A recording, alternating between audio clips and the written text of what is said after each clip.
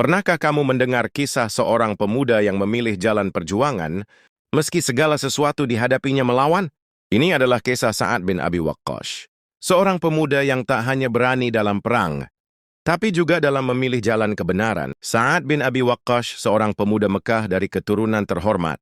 Seorang pemuda yang bernama Sa'ad ibn Abi Waqqas. Kala cahaya nubuat mulai memancar di Mekah, Sa'ad adalah seorang anak muda yang gagah, lembut hati dan sangat bakti kepada orang tua, terutama kepada ibunya. Dalam kemudian usianya, Sa'ad punya jalan pikiran yang dewasa. Dia tak suka bermain-main seperti pemuda sebayaannya. Kegemarannya adalah pada peralatan perang, seperti bermain panah atau membentuk busur dan menggunakan perisai, seakan-akan sedang bersiap-siap menghadapi perang besar. Dia juga benci melihat kebobrokan dan rusaknya kepercayaan yang melanda kaumnya. Dia menunggu datangnya sepasang tangan, kokoh yang bisa membenahi umat, yang hidup dalam kegelapan itu, dengan kehendak Allah yang senantiasa menghargai kemanusiaan, sepasang tangan yang penuh kasih sayang terulur.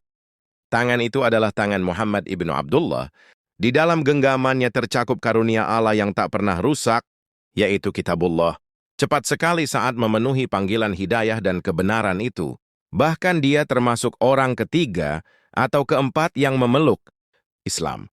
Dia bisa berbangga hati dengan berkata, "Aku mati engkau satu minggu menjadi sepertiga Islam dati Sa'ad." Rasulullah sangat gembira dengan keislaman Sa'ad ibn Abi Waqqas.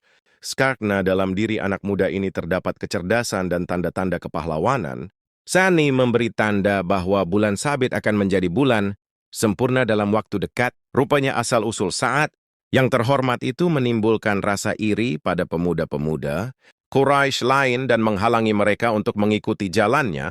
Betapa tidak Sa'ad termasuk paman Rasulullah dari pihak ibu, sebab dia berasal dari Bani Zuhrah, ibunda Rasulullah.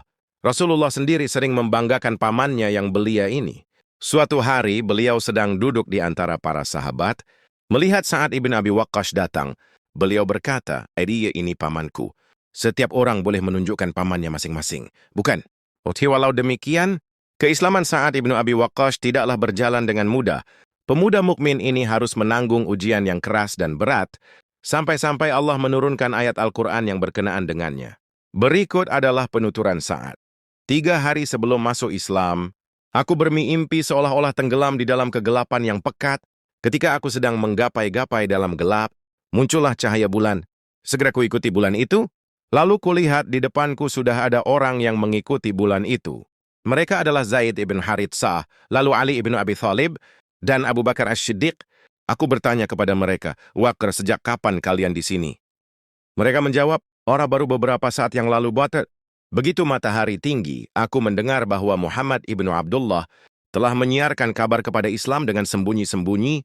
Taulah aku bahwa Allah menghendaki kebaikan bagi diriku. Atas kehendaknya jua aku bisa keluar dari kegelapan menuju cahaya. Secepatnya kudatangi Rasulullah. Kutemukan beliau di salah satu sudut kota Mekah, Jujad, baru saja selesai sholat asyar. Kunyatakan keislamanku padanya, dan tak ada yang mendahuliku, kecuali 3 orang yang kulihat dalam mimpiku.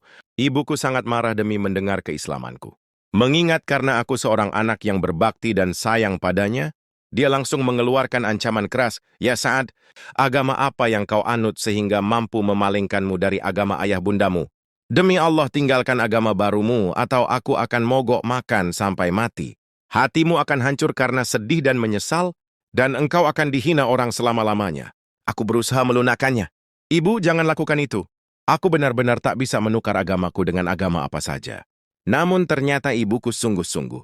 Dia mulai mogok makan dan minum sehingga dalam beberapa hari saja kondisi kesehatannya menurun drastis dan tubuhnya menjadi kurus. Setiap saat aku datang dan menanyakan apakah dia sudah makan atau minum. Berulang kali kutanyakan agar dia mau makan dan minum, tetapi dia tetap membandel, bahkan bersumpah tidak akan makan dan minum sampai mati kalau saya tidak meninggalkan agamaku. Akhirnya aku berkata, "Ibu, aku amat mencintaimu, tetapi cintaku kepada Allah dan Rasulnya lebih besar.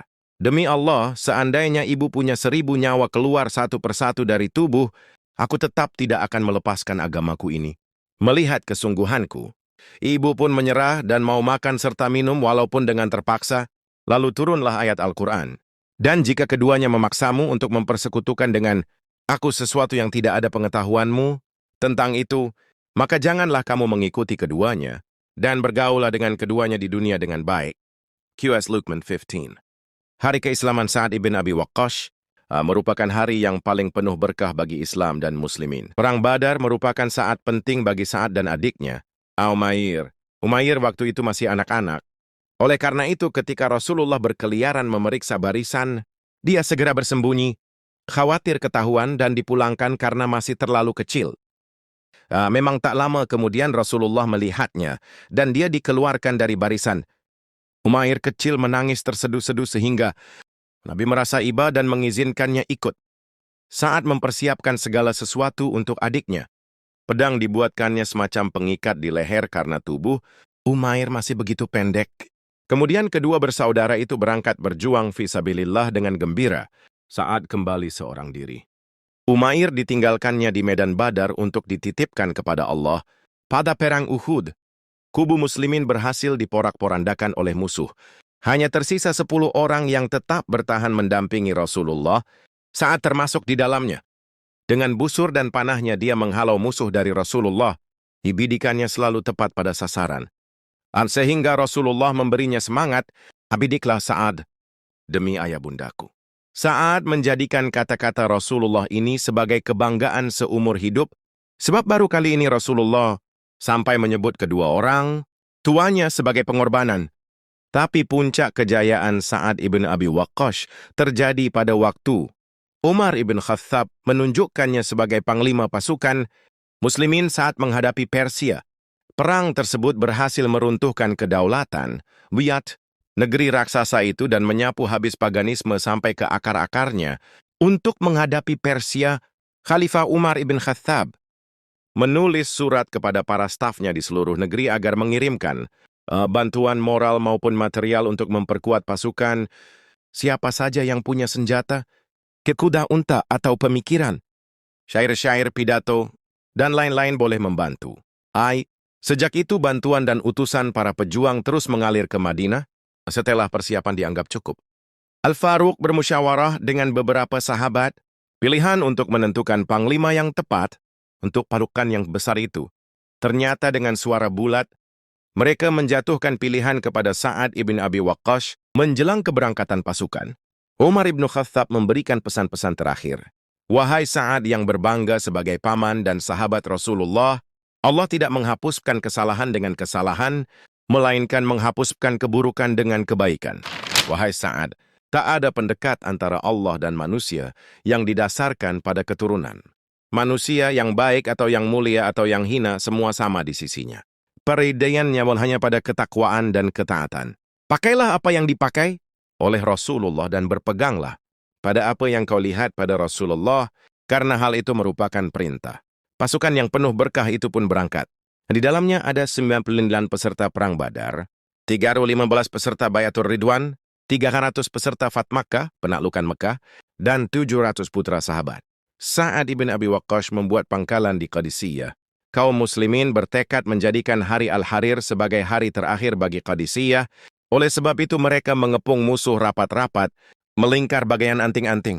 Dari segenap penjuru terdengar gaung tahlil, La ilaha illallah, dan takbir, Allahu Akbar. Tidak lama kemudian tampak kepala Rostum, panglima Persia, terangkat di ujung tombak seorang pejuang Islam. Pemandangan ini menjadi teror mental bagi pasukan Persia. Rasa miris dan takut mulai menyusup dalam hati mereka. Para pejuang muslimin itu ternyata tak kenal rasa takut. Musuh ada kalanya ditewasakan dengan senjatanya sendiri. Berapa banyak rampasan perang yang didapat mungkin sudah bisa Anda perkirakan. Adapun yang tewas dalam perang ini lebih dari 30.000 orang. Waqqash hidup sampai usia lanjut dan punya banyak uang, namun ketika hendak wafat dia mempersiapkan peti simpanannya. Peti tersebut berisi jubah tua yang dipakainya saat Perang Badar. Katanya, "Bila aku mati, kafanilah dengan jubah tua ini. Jubah ini kupakai dalam Perang Badar, dan aku ingin menghadap kepada Allah dengan mengenakannya." Sebelum tewas ditikam Abu Lu'la, orang Majusi, Umar ibn Khattab mencalonkan 6 orang penggantinya sebagai khalifah dan Sa'ad ibn Abi Waqqash adalah satu di antaranya. Kata Umar, 6 orang berikut adalah orang-orang yang diridai oleh Rasulullah: Utsman bin Affan, Ali ibn Abi Thalib, Abdurrahman ibn Auf, Thalha ibn Ubaidillah, Zubair ibn Awam, dan Sa'ad ibn Abi Waqqash. Ketika mengutus Sa'ad sebagai pemungut sedekah golongan Hawazin, Al-Faruq Umar ibn Khattab menasehatkan, "Ku beri Anda tugas untuk mengatasi perselisihan di Irak. Maka peliharalah ini, ya Sa'ad, karena Anda akan menghadapi masalah-masalah yang berat dan menjemukan. Pertikaian kedua kelompok itu tidak akan selesai kecuali dengan kebenaran dan kebaikan. Maka biasakanlah dirimu dan para pengiringmu dengan kebaikan itu, mulailah segala sesuatu dengannya. Ketahuilah bahwa bagi setiap hal diperlukan bekal, dan bekal kebaikan adalah kesabaran." Allah memberikan taufik kepada Sa'ad ibnu Abi Waqqash. Dia berhasil menghancurkan Persia dengan mudah dan mengangkat panji Islam tinggi-tinggi. Berpadulah nama Qadisiyah dengan kepahlawanannya.